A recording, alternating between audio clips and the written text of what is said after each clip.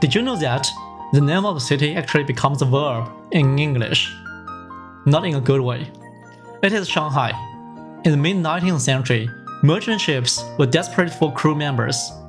They would actually drag or kidnap people and force them to work on ships. Since the destination was usually Shanghai, this practice became known as being Shanghaied. Fortunately, today you don't need to worry about being kidnapped. Shanghai is now among the safest cities in the world. Located in the Yangtze River Delta, this has been the richest part of China for centuries. But Shanghai's history as a major global city really started in the 1940s, after the First Opium War between the UK and the Qing dynasty. It became a designated treaty port. Soon, many countries set up concessions, areas governed by foreign powers. Shanghai quickly exploded into the largest city in Asia. If you ask a local born in Shanghai, what are the best tourist spots? They might look confused and say, nothing. That's partially true. To them, the historic buildings are just a backdrop of their daily commute. But that doesn't mean you won't have fun. As a foreigner, Shanghai is a perfect soft landing in China. It is a no-worry zone. Everything works smoothly, similar to your home country. In fact, when I walk around Tokyo, I sometimes get a feeling I was walking in Shanghai. It has the same global metropolis vibe. However, here's my advice. Don't stay in the comfort zone too long. Spend a couple of days here to get used to the country, then explore the nearby cities for a deep dive into China. Overall, I give Shanghai an S- tier rating. It lacks natural scenery and short of history, but it is absolutely the best first stop in China. Let's dig deep. Natural scenery? Mostly nothing. Okay, wait. We do have the Huangpu River flowing right through the city, and its branch, Sulu River.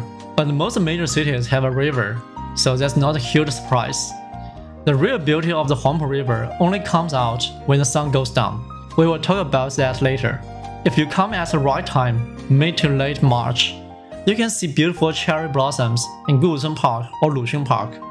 And yes, Shanghai is on the sea, but don't expect a blue tropic paradise. The Yangtze River carries massive amounts of dust downstream, which actually build the land Shanghai sits on. This makes the ocean water yellow and muddy, so don't drive hours to the seaside expecting a beach vacation. Shanghai is so flat and has so little natural scenery that we actually build man-made hills, 48 meters high. Honestly speaking, if you flew hours to get to China, don't waste time looking for nature in Shanghai. The nearby cities do it much better. For natural scenery, I would give Shanghai a B-. Huangpu River is still worth visiting if you live nearby. Although Shanghai's history as a global hub is short, it covers the most exciting part of modern history.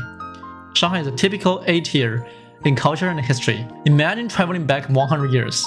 Shanghai was the Paris of the East. It was a playground for adventurers, capitalists building the stock exchange, and gangsters fighting for turf. At the exact same time, a group of early communists were founding their party. Writers were creating masterpieces. Spies from all over the world were trading secrets. Here are the spots you must visit to feel that history. The Bund. This is the icon. Standing on the west side of the Huangpu River, you are looking at 100-year-old architecture. The city god temple, Chenhuangmiao. Every Chinese city has a temple to worship the god that protects the city. It's great for understanding ancient Chinese folk culture. Yu Garden, Yuyuan. Right next to the temple, this is a classic Chinese garden. There are tons of local snacks here, and at night, the light shows are stunning. Wukang Road. This used to be the French concession. It's famous for its architecture and beautiful plane trees. We call them Wutong trees. In autumn, grab a coffee, walk on the fallen leaves, and enjoy the city walk. Sihang Warehouse. This is a World War II heritage site. You can still see the bullet holes on the wall. Historically, this was a unique battle. On the north side of the river, Chinese soldiers were fighting invaders. On the south side, the concession area, people were living in peace, literally watching the war happen right across the river. The Jewish Refugees Museum. Many people don't know this, but during World War II, about 20,000 Jewish refugees left Europe and found safety in Shanghai. Similar to Beijing, Shanghai has both stylish local food and top-tier international cuisine. Let's start with the local stars.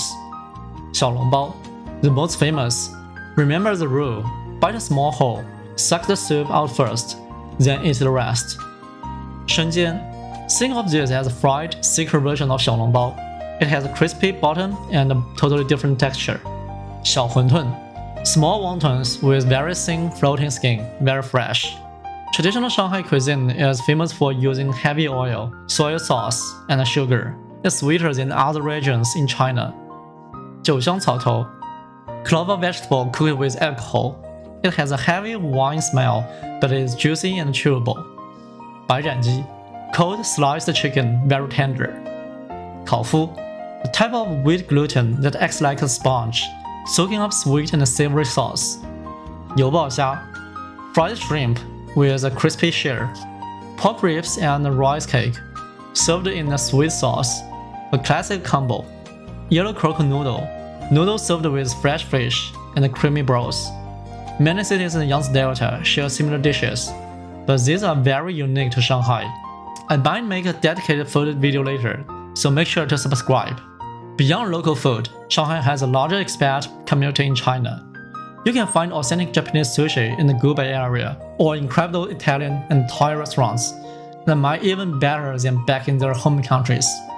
Shanghai is the most convenient city in China. Unlike Beijing, which sometimes has to prioritize politics, Shanghai is designed for economy and efficiency. We have 2 international airports and multiple high-speed train stations. If you want to visit another city in the region, it's usually just a 1-hour trip. One fun thing I did when I lived there: pick a random nearby county, take a train, enjoy the afternoon and night, then back to Shanghai for bed. The metro system is massive and connects you to everywhere. Also, English proficiency here is high. You won't have much trouble communicating. For convenience, I give Shanghai a solid S. Shanghai is the center of modern entertainment in China. Most Chinese visit Shanghai for this. The fact that we have a Disneyland here tells you everything. Let's go back to Huangpu River. Lujiazui is a financial district. We have the 3 giants plus Oriental Pearl Tower. Even though I lived here, every time I pass by, I'm astonished. They look like something from 50 years later in the future. You can visit observation deck or book a high-altitude restaurant in any of them. You can take a sightseeing tunnel to travel between the east and the west banks, or take a river cruise at night. Shanghai is also the capital of modern youth culture in China. Stand-up comedy, script murder games, 剧本杀, and an immersive theater. You will never be bored here. Shanghai definitely has an S rating for modern entertainment. To summarize, Shanghai is a great city to live in and a perfect entry point for travelers. But don't let it be your only destination. Use Shanghai as your luxury base camp.